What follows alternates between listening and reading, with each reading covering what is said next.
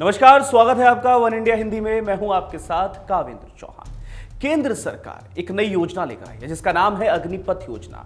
अब इसके तहत सेना में भर्तियां कराई जाएंगी 4 साल के लिए। 25% लोग जो हैं वो 4 साल के बाद रिटेन कर लिए जाएंगे और 75% लोगों को रिटायरमेंट दे दिया जाएगा। लेकिन अब ऐसे में इस योजना को लेकर कई तरह के सवाल खड़े हो रहे हैं और सवालों के साथ साथ दर्शकों सड़कों पर बवाल भी देखने को मिल रहा है। जहां एक तरफ सड़कों पर बवाल है तो वहीं दूसरी तरफ सेना के पूर्व अधिकारी भी अब इस योजना को लेकर सवाल खड़े कर रहे हैं। क्या है पूरा मसला, इस रिपोर्ट में देखिए।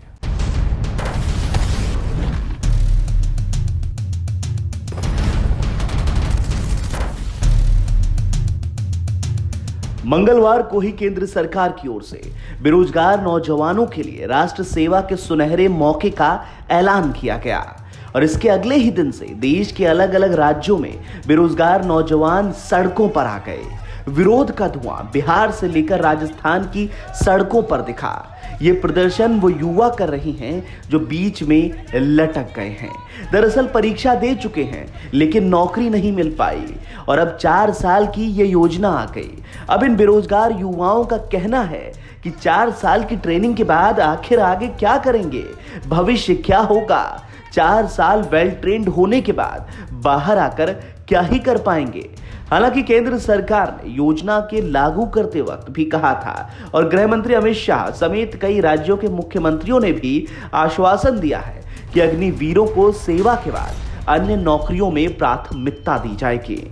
लेकिन बात सड़क पर युवाओं के प्रदर्शन तक ही सीमित नहीं है, बल्कि बात आगे बढ़ गई है। सोशल मीडिया पर भी अब अग्निपथ योजना को लेकर 2 धड़े बन गए हैं। लेकिन इस बीच गौर करने वाली बात यह है कि सोशल मीडिया पर सेना के कई पूर्व अधिकारियों ने इस योजना का विरोध किया है। कौन किस बात को लेकर विरोध कर रहा है सब कुछ बताएंगे, लेकिन उससे पहले मोटा माटी क्या सवाल हैं जो उठ रहे हैं तो वो समझ लीजिए।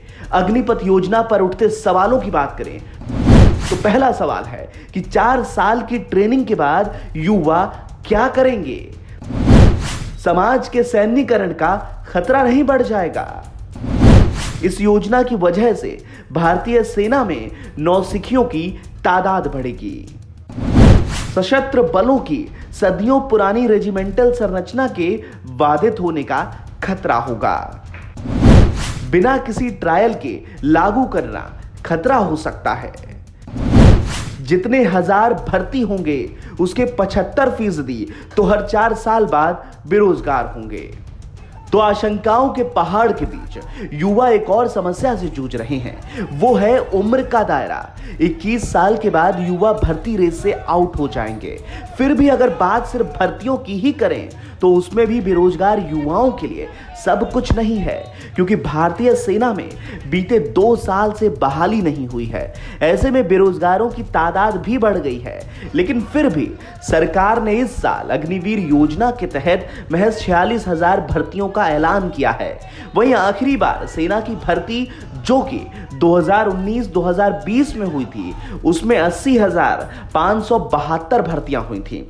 तीनों सेनाओं में 1 लाख से ऊपर पद रिक्त हैं, मसलन खाली हैं, लेकिन फिर भी 46,000 भर्तियां ही निकाली गई हैं। वही अग्निपथ योजना को लेकर मचे बवाल पर उठते सवाल को तो आप समझ गए होंगे, लेकिन इस पर और मुखर होकर अपनी बात रखते सेना के पूर्व अधिकारियों को भी सुनना चाहिए। तो ऐसे में retired lieutenant general Vinod Bhatia ने 2 अलग अलग ट्वीट में इसे टूर ऑफ ड्यूटी बताते हुए कमेंट किया है कि इस पर मुझे एक आर्मी ऑफिसर की टिप्पणी मिली। कोई भी इस भ्रम में है कि 4 साल के दौरे पर एक इंटर्न हिमालय की चुनौतियों का सामना करेगा और जीवन की रक्षा कर वो पलटन की इज्जत को आगे रखेगा, ऐसा सोचने वाला भ्रम में है। इसके अलावा मेजर जनरल BS धनुआ रिटायर्ड ने ट्वीट किया है, सशस्त्र बलों के लिए हाल ही में घोषित भर्ती नीति के लिए 2 गंभीर सिफारिशें। 1, नए लोगों को 4 साल के लिए भर्ती करने की बजाय इसे बढ़ाकर कम से कम 7 साल करें। 2, जो 4 साल से ज्यादा लंबे समय तक सेवा करने से इच्छुक हैं उन्हें भर्ती कर लें, कम से कम 50% लोगों को। सेना में अधिकारी बनने से पहले एक सैनिक के रूप में भी काम कर चुके रिटायर्ड लेफ्टिनेंट कर्नल एसएस सोही ने कहा है कि सेना की बुनियादी चीजों को सीखने में ही नई भर्ती वालों को 4 साल लगते हैं। उधर बिहार रेजिमेंट के एक पूर्व अधिकारी लेफ्टिनेंट कर्नल सोही ने इसकी आलोचना करते हुए कहा है कि यह इन रेजिमेंटों के गौरव और उत्साह को समाप्त कर देगा। वहीं बताया जा रहा है कि इस योजना का मकसद रक्षा विभाग के बढ़ते वेतन और पेंशन खर्च को कम करना है। प्रधानमंत्री नरेंद्र मोदी की अगुवाई वाली सुरक्षा मामलों की कैबिनेट समिति सीसीएस की बैठक में योजना को मंजूरी मिलने के बाद ही रक्षा मंत्री राजनाथ सिंह ने सेना अध्यक्षों के साथ प्रेस कॉन्फ्रेंस कर अग्निपथ योजना को आधिकारिक रूप से लॉन्च किया था। फिलहाल के लिए इस खबर में इतना ही। अपडेट्स के लिए बने रहिएगा वन इंडिया हिंदी के साथ।